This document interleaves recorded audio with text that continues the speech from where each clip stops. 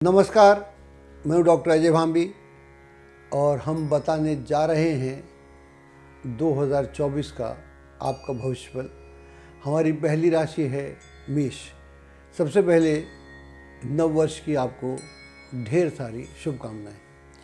इस वर्ष जो हम भविष्यफल बताने जा रहे हैं वो दो तरीके से बताने जा रहे हैं। एक आपके जन्मकालिक चंद्रमा से और दूसरा आपका जन्मकालिक लग्न से।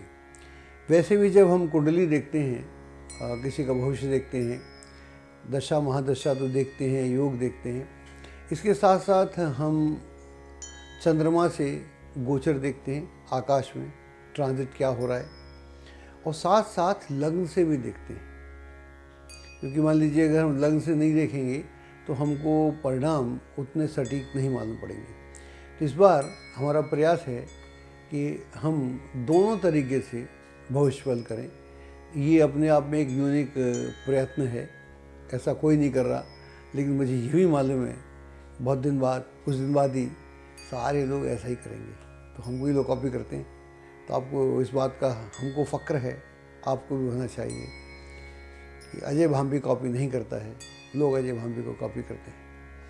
खैर, हम बात करने जा रहे हैं, अगर आपका राशि मेष है और आपका लग्न भी मेष है तो आपको, आपके लिए जो भविष्य में बताने जा रहा हूँ ये बहुत सटीक बैठने वाला है। अब मान लीजिए आपकी जो राशि तो मेष है, लग्न आपका मिथुन है, तो फिर आपको दो काम करने पड़ेंगे।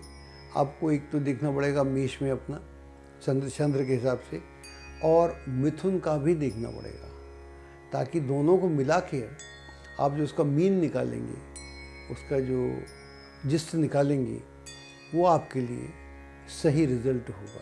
और जिनकी राशि दोनों एक ही हैं उनको कोई दिक्कत नहीं। पहले आकाश में ग्रहों की स्थिति की बात कर लेते हैं। वर्तमान में बृहस्पति जो है वो चल रहा है मेष राशि में, और ये 1 मई 2024 को इसका पदार्पण वृष राशि में यानी टॉरस में हो जाएगा। शनि जो है कुंभ में है, ये वर्ष पर्यंत कुंभ में रहने वाला है। राहु जो है वो मीन में है, और केतु ऑब्वियसली कन्या में है। ये दोनों वहीं रहने वाले हैं। इन मेन जो मुख्य ग्रह हैं इनकी हम बात तो खुल के कर रहे हैं, लेकिन बाकी ग्रह अब हमारे टिप्स पे होते हैं, हमें याद ही होते हैं, तो उनका भी सबका जिस्ट निकाल के हम आपको परिणाम बताने जा रहे हैं। आपकी राशि या लग्न मेष हैं तो उसकी हम बात करने जा रहे हैं। यहाँ से जो बृहस्पति है आपकी राशि में ही रहने वाला है 30 अप्रैल तक, तो यह स्थिति आपके लिए अच्छी है। और शनि जो है वो आपकी राशि से एकादश में रहेगा, राहु 12वें में रहेगा, केतु 6ठे में रहेगा। तो हम बात करते हैं जनवरी से लेकर 30 अप्रैल 2024 तक की। जनवरी से लेकर 2024 तक मुख्य ग्रह हैं वो तो अच्छे हैं ही, इसके अलावा सूर्य मंगल आदि ग्रह भी अच्छे हैं। तो यह जो पीरियड है आपके लिए बहुत ही सुकून वाला पीरियड है, आगे बढ़ने वाला पीरियड है। जो लोग नौकरी व्यवसाय में हैं वर्तमान में, उन्हें आगे बढ़ने के अवसर प्राप्त होंगे। अधिकारियों के साथ सुंदर तालमेल देखने को मिलेगा। जो लोग नौकरी की तलाश में हैं तो उन्हें इस तलाश की इस बार पूर्ति हो जाएगी, यानी अब तलाश आगे नहीं करनी पड़ेगी, और इन्हीं 4-5 महीनों के अंदर यह सुखद स्थिति भी आपके सामने प्रस्तुत होगी। अगर आप विदेश में नौकरी व्यवसाय करने के इच्छुक हैं और उस दिशा में प्रयत्नशील हैं तो अपने प्रयत्नों में तेजी लाएं, निस्संदेह आपको सफलता प्राप्त होगी। जो लोग सामाजिक या राजनीतिक क्षेत्र से जुड़े हुए हैं उनके लिए ये 4 महीने बहुत अच्छे हैं। इस समय का उपयोग करना चाहिए और अपने कार्यकलापों को बढ़ाना चाहिए।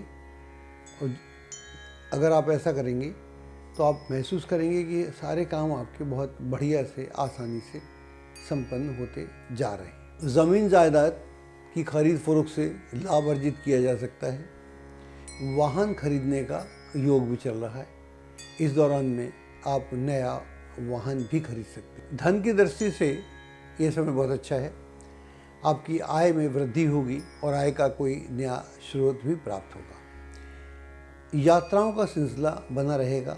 ये यात्राएं देश विदेश में के लिए होंगी और इन यात्राओं से भी आपको पर्याप्त मात्रा में उपलब्धियां प्राप्त होंगी। आपके मान सम्मान में वृद्धि होगी और आपका मन भी काफ़ी प्रसन्न रहेगा। यही स्थिति, हम तो अप्रैल की बात कर रहे थे, अगर हम 30 जून की बात करें तो वहाँ तक के लिए भी ये समय अच्छा है। तो ऐसा हम कह सकते हैं कि जो इस वर्ष का पूर्वार्ध है वहाँ पर ग्रह अच्छे रहेंगे। हालांकि 1 मई को बृहस्पति द्वितीय भाव में आएगा, तो द्वितीय भाव में बृहस्पति अच्छा होता है तो धन वृद्धि के लिए अच्छा है। तो आप ऐसा मान के चलिएगा कि जो पहले 6 महीने हैं अप्रैल तक खास, उसके बाद और ख़ास, तो दोनों ही स्थिति से यह समय बहुत अच्छा है। इधर 30 जून को शनि वक्री होगा और इसका वक्रत्व 15 नवंबर 2024 तक रहेगा। तो यह स्थिति आगे वाले इस दिनों में देखने को मिलेगी। तो अब हम बात कर रहे हैं इस वर्ष का जो उत्तरार्ध है, अगले वाले 6 महीने हैं जुलाई से, वो कैसे व्यतीत होंगे। ऐसा लगेगा कि जैसे कि ट्रेन में अगर आप बैठे हैं और ट्रेन चल रही है और अभी कोई स्टेशन नहीं आया और ट्रेन धीमी हो गई, और कई बार ऐसा भी लगेगा जैसे ट्रेन रुक गई है। जब ऐसी कभी स्थिति होती है, आप ट्रेन में हो और ट्रेन धीरी हो गई हो और ट्रेन रुक भी गई हो, आसपास आप नज़र दौड़ाएं तो कोई ऐसा व्यक्ति नहीं मिलता जिससे आप पता कर सकें कि भाई हुआ क्या है। तो ऐसी स्थिति कई बार जीवन में आती है। तो इन दिनों में जुलाई से लेकर और नवंबर तक के मध्य में ऐसी स्थिति आपको देखने को मिलेगी। कार्यों के बनने में व्यवधान और व्यर्थ की उलझनें भी पेश आएंगी। अधिकारियों के साथ, सहयोगियों के साथ एक मनोमालिन्य हो सकता है और ऐसा भी हो सकता है कि आपको लगे कि ये शायद हमारे कार्य को आगे नहीं बढ़ा रहे, तो एक टीस सी रहने वाली है। ऐसी स्थिति में धैर्य और संयम से अगर हम काम लें तो हमारे काम ज़्यादा बेहतर हो जाते हैं। इस बात का भी ध्यान रखना चाहिए। आपसी संबंधों में थोड़ी खटास हो सकती है। प्रेम संबंधों में खासतौर से इस तरह की स्थिति देखने को मिलेगी। पारिवारिक वातावरण भी थोड़ा सा अवसाद से घिर सकता है। आपका या किसी परिजन का स्वास्थ्य भी चिंता का विषय हो सकता है। उस पर भी आपको ध्यान देने की आवश्यकता महसूस होगी। 15 नवंबर के बाद शनि डायरेक्ट हो जाएगा और बचे खुचे जो समय है या 1.5 महीने हैं वो काफ़ी अच्छा रहेगा। और जो भी ऐसा लग रहा था कि ज़िंदगी थोड़ी सी बेढब हो रही है, वो पुनः नॉर्मल होने लगेगी। उत्साह में वृद्धि होगी, रुके हुए कार्य बनेंगे और अवसाद का अंत होगा और बड़े मनोवेग के साथ आप अपने कार्यों को आगे बढ़ाएंगे और यह समय आपके लिए बेहतरीन रहेगा। कुल मिलाकर यह वर्ष अच्छा है। और मैं दोबारा बोलता हूँ, अगर आपकी राशि मेष है और लग्न मेष है तो ये पूरा भविष्य आपके लिए है। लेकिन जिन लोगों का लग्न तो मान लीजिए एरीज है, लेकिन उनकी जो चंद्र राशि है वो सिंह है, तो फिर उनको दोनों देखने पड़ेंगे। एस्ट्रोलॉजी की सटीक जानकारी के लिए विश्वविख्यात एस्ट्रोलॉजर अजय भांबी के YouTube चैनल ABC चैनल को सब्सक्राइब, लाइक और शेयर करें। लेटेस्ट अपडेट के लिए बेल के बटन पर जरूर क्लिक करें।